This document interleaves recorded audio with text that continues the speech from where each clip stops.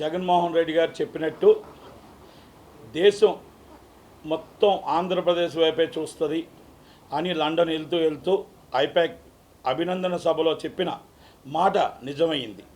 చంద్రబాబు నాయుడు గారు, పవన్ కళ్యాణ్ గారు కూటమి దేశం గర్వించదగ్గ ఈరోజు దేశంలో ఏమవుతుందో, దేశంలో ఎన్ని వస్తున్నాయో మర్చిపోయి ఆంధ్రప్రదేశ్లో మొత్తం టోటల్గా మాట్లాడుకునే విధంగా రాష్ట్రంలో కనివిని ఎరగని మెజార్టీ, అంటే కనివిని ఎరగని మెజార్టీతో ఒక్కొక్క సీటు గెలుస్తుంటే 30,000, 40,000, 50,000, 70,000 పైచిలకు మెజార్టీలతో జనాలు ఒక కసితో గవర్నమెంట్ని ఓడించడానికి ఏ ఓటైతే వేశారో ప్రతి ఒక్కరికి, రాష్ట్ర ప్రజలకు అందరికీ కూడా పేరు పేరున పాదాభివందనాలు, ప్రత్యేక కృతజ్ఞతలు. ఎందుకంటే మేమందరం మొత్తం టోటల్గా ఆర్పీ గారు అవ్వచ్చు, అందరం కూడా చంద్రబాబు నాయుడు గారు రావాలా, పవన్ కళ్యాణ్ గారు రావాలా, లేకపోతే పాలన మేము ఒక పార్టీ రావాలా, పార్టీ ఓడిపోవాలా కాదు.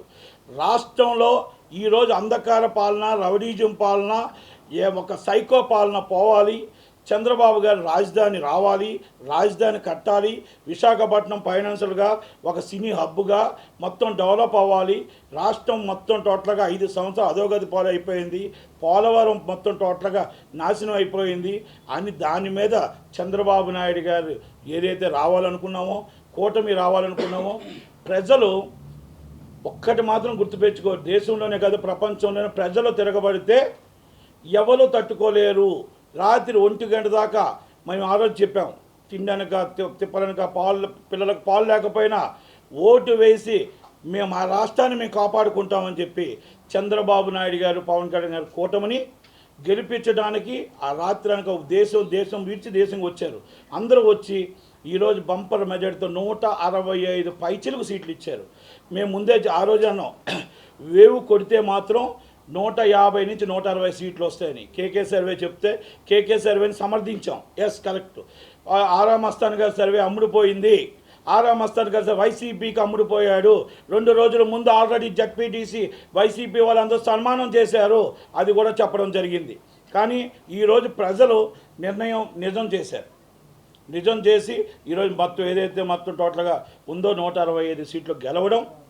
ఈరోజు చంద్రబాబు నాయుడు గారు 9వ తారీఖు ప్రమాణ స్వీకారం చేస్తాడని ఏదైతే అన్నామో, మా వ్యక్తిగత సమాచారం ప్రకారం 9వ తారీఖు నాడు ఆయన ప్రమాణ స్వీకారం చేస్తారని మాకు సమాచారం ఉంది.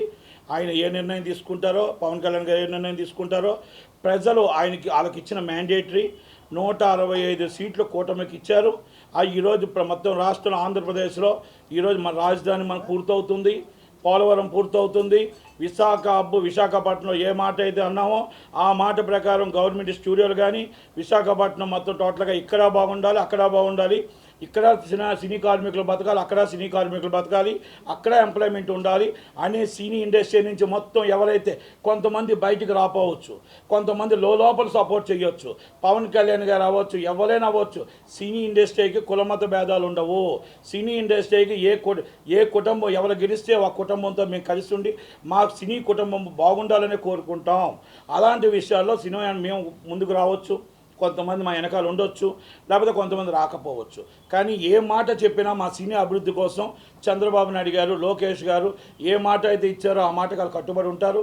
కట్టుబడి మా ఇండస్ట్రీ బాగుంటుంది, మా ఇండస్ట్రీ కూడా ఈరోజు నిలబెడతాం. 1/2 కిలోమీటర్ మమ్మల్ని ఎవరినైతే మా హీరోల్ని తీసుకొచ్చి రోడ్డు మీద నించోబెట్టి నడిపించి అవమానపరిచారో, కొంతమంది పోసాని కృష్ణమూర్తి లాంటి వారు, కొంతమంది సెకండరీలు మా ఇండస్ట్రీలో కొంతమంది ఉన్నారు. కొంతమంది అనొద్దు, ఆడపిల్లలు మేము గౌరవిస్తాం కాబట్టి మొత్తం టోటల్గా కొంతమంది ఒక అమ్మాయి అయితే హీరో, ఒక యాంకర్ అయితే అన్నది ముసలినక్క ఇంకో ఏదో మాట్లాడారు. నేను ఒకటే చెప్తున్నా, మీ తల్లిని తండ్రిని ఆ ముసలినక్క కింద మీరు చూస్తున్నారా? తల్లి శ్యామలమ్మ, నేను ఒకటే అడుగుతున్నా, ఇప్పటికీ కూడా మీకు నేను ఒక ఆడపిల్లగా, ఒక ఇండస్ట్రీలో ఒక ఆర్టిస్ట్గా మీకు ఒకటే చెప్తున్నా, మీ తల్లిదండ్రులు ఇచ్చిన పెంపకం అయితే మా తల్లిదండ్రులు మమ్మల్ని ఇచ్చిన పెంపకం ఏంటో తెలుసా? మేము ఎదుటి వాళ్ళకి గౌరవించడం, చంద్రబాబు నాయుడు గారిని, పవన్ కళ్యాణ్ గౌరవించడం. అప్పుడు 14 సంవత్సరాలు చీఫ్ మినిస్టర్ చేసిన వ్యక్తికి నువ్వు ఈ విధంగా మాట్లాడావంటే మీ తల్లికి ఇస్తున్న మర్యాద ఏంటో, మీ తండ్రికి ఇస్తున్న మర్యాద ఏంటో, అలాగే నువ్వు అంత టోటల్గా మీ తల్లిదండ్రులు నేర్పించిన సంస్కారం ఇది, అది నీ విజ్ఞతగా వదిలేస్తున్నా. ఇలాంటి వాళ్ళని మనం సినిమా ఇండస్ట్రీలో మన అవసరమా అనేది నిర్మాతలు కూడా ఆలోచించుకోవాలి. ఎందుకంటే నేను ఒకటే, మాకు మీలాగా నేను అనడం నాకు వచ్చు, కానీ మాకు సంస్కారం అడ్డొస్తుంది కాబట్టి మేము మీకే వదిలేస్తున్నాం విజ్ఞతకి. ఒకటి. వాసాని కృష్ణమురళి గారు చెప్తున్నాం, వ్యక్తిగతంగా ఎన్నో వెళ్ళారు ఆయన, ఎన్నో వ్యక్తిగతంగా వెళ్ళాడు. ఆయన ఏమన్నాడంటే నేను సంపాదించుకున్న డబ్బు అన్నాడు. ఎవరు సంపాదించుకున్న డబ్బు? త్వరలోనే గవర్నమెంట్ వస్తుంది, ఆ గవర్నమెంట్ ఫామ్ చేసిన తర్వాత అందరి మీద ఎంక్వైరీ నడుస్తుంది. అలాగే ఎంఈవి సత్యనారాయణ గారు మన నిర్మాత అవ్వచ్చు, విశాఖపట్నంలో వచ్చిన భూములు లాక్కున్న భూములు కానీ అన్నీ కూడా ఆయన మీద వాళ్ళ భార్యను కిడ్నాప్ చేసి 48 గంటల కేసు రీఓపెన్ చేస్తాం. ఆయన మీద తీసుకున్న చర్చ్ ల్యాండ్లో ఒక బోర్డు ల్యాండ్లో అన్నీ కూడా అంతా కూడా మొత్తం రివోక్ చేసి కేసులు రిజిస్టర్ చేయించి ఎంక్వైరీ చేసి ప్రజల సొమ్ము రాబెట్టడానికి చంద్రబాబు నాయుడు గారు వెనకడిగేయరు. చట్టం తన పని తాను చేసుకుంటూ వెళ్ళిపోతుంది. సజ్జల రామకృష్ణారెడ్డి గారు 100% ఊరు దాటి వెళ్ళిపోతాడు. ఆయన మొత్తం లుక్అవుట్ నోటీసులు ఇవ్వండి, ఆయన మీద ఇమ్మీడియట్లీ అరెస్ట్ చేయండి. ఆయన మొత్తం టోటల్గా కీలక వ్యక్తి, కొన్ని గొడవల్లో కీలక వ్యక్తి, కొన్ని అల్లర్లో కీలక వ్యక్తి. పోలీసులకి మేము ఇంటిమేషన్ ఇస్తున్నాం, దయచేసి ఆయన బయటికి వెళ్లకుండా కాపాడండి, ఆయన మీద యాక్షన్ తీసుకోండి. దీనికి మూలకారకుడు సజ్జల రామకృష్ణారెడ్డి గారు. ఎందుకంటే కొన్ని విషయాల్లో వివేకానంద రెడ్డి గారి విషయాల్లో వచ్చి చాలా చాలా చాలా ఉన్నాయి. దాని మీద ఎంక్వైరీ నడిపించాలి. ఒక ఆడపిల్లని, ఎవరైనా ఆడపిల్లే, మన ఇంటి ఆడపిల్ల వస్తే ఆడపడుచుకు చారిచ్చి పంపిస్తాం. కానీ సరిమలమ్మకి ఇష్టం వచ్చినట్టు తిట్టి, ఇష్టం వచ్చినట్టు అవమానించి, అసభ్యకరంగా మాట్లాడిన వాళ్ళ మీద, సోషల్ మీడియాలో చేసిన వాళ్ళ మీద ఇమ్మీడియట్లీ యాక్షన్ తీసుకోవాలి. రేపు అదే మేము చెప్తున్నాం, రేపు వచ్చిన గవర్నమెంటు కక్ష సాధింపు చర్య కాదు, నిజాలు తేల్చి ఎంక్వైరీ చేసి యాక్షన్ తీసుకొని మన పాలన నడిపించాలనేది మా ఉద్దేశం. రెండోది, మనకు వచ్చినది ఒక అదృష్టం వచ్చింది. ఈరోజు సెంట్రల్ గవర్నమెంట్లో కీ రోల్ పోషించబోతున్నాం. మన సీట్లో ఆంధ్రప్రదేశ్ రాష్ట్రం కీ రోల్ పోషించబోతుంది. మా రాష్ట్రానికి, మాకు రాజధాని, హైటెక్ సిటీ లాంటి రాజధాని కట్టించిన వాళ్ళకే మా మద్దతు. అలాగే మనం మాకు స్టీల్ ప్లాంట్ ప్రైవేట్గానే చేయకుండా గవర్నమెంట్ కారణం అవ్వాల్సిందే, అది మా మద్దతు. పోలవరం కట్టిన వాళ్ళకే మా మద్దతు. ప్రత్యేక హోదా ఇచ్చే వాళ్ళకే మా మద్దతు. వాల్టేర్ డివిజన్ వచ్చిన వాళ్ళకే మా మద్దతు.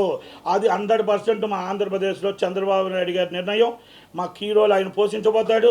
100% మన రాష్ట్రానికి ఏం కావాలో, వనరులు కావాలో, ఎలా కావాలో ఈసారి మనం అన్నీ కూడా సమకూర్చుకొని మన గవర్నమెంట్కి మనం ఎవరికి సపోర్ట్ చేయాలా నిర్ణయం అనేది చంద్రబాబు నాయుడు గారి మీద, పవన్ కళ్యాణ్ గారి మీదకి వదిలేస్తున్నాం. రాష్ట్ర ప్రజలు అందరూ కూడా ఆయన నమ్మారు. ఆయన ఈరోజు మన రాష్ట్రానికి రావాల్సినవన్నీ కూడా తేవటానికి, చేయటానికి, ఎవరికి మద్దతు ఇవ్వాలో, ఎవరికి మద్దతు తెలపాలో, మన రాష్ట్రానికి ఎలా మనం కాపాడుకోవాలో, మన రాష్ట్రానికి ఎలా వనరులు తెచ్చుకోవాలో అది చంద్రబాబు నాయుడు గారికి మేము చెప్పాల్సిన అవసరం లేదు. కాబట్టి ప్రత్యేక ధన్యవాదాలు తెలియజేస్తూ, అడ్వాన్స్ కంగ్రాచులేషన్ చెప్తూ, చంద్రబాబు నాయుడు గారు, పవన్ కళ్యాణ్ గారు ఇద్దరికీ మేము అడ్వాన్స్ కంగ్రాచులేషన్ చెప్తూ, ఈ రాష్ట్రం బాగుండాలి అంటే చంద్రబాబు నాయుడు గారు రావాలి అన్నాం. ఈ రాష్ట్రం బాగుండాలంటే పవన్ కళ్యాణ్ గారు రావాలి అన్నాం. పవన్ కళ్యాణ్ గారి పాత్ర చాలా కీలకమైనది. పవన్ కళ్యాణ్ గారి పాత్ర లేకపోతే ఈరోజు ఈ రాష్ట్రంలో ఈ ఉమ్మడి ఓటు రాదు, ఈ ఉమ్మడి కూటమి రాదు. కనుక ఆయనకి ప్రత్యేక ధన్యవాదాలు. మా సినిమా ఇండస్ట్రీ నుంచి ప్రత్యేకంగా ధన్యవాదాలు తెలియజేస్తూ, ఈరోజు మా సినీ హబ్బు కోసం మీరందరూ సహాయం చేస్తారని, సహాయ సహకారాలు అందిస్తారని ప్రత్యేక ధన్యవాదాలు తెలియజేస్తూ, మా సినిమా ఇండస్ట్రీ కోసం మీరు ఎంత చేస్తారో మేము వేచి చూస్తూ ఉంటాం. Thank you very much. Lokesh గారు మరీ ప్రతి విషయంలో కూడా మాకు అండగా ఉన్నారు. మాకు అండగా మేము మీకున్నాం, మీరు మాకున్నారు. కనుక మీరు ఇచ్చిన మాట మాకు తెలుసు. కనుక మా ఇండస్ట్రీ కోసం మీరు ఏం చేస్తారో మీకోసం మేము వెయిట్ చేస్తూ ఉంటాం. Thank you very much. Thank you.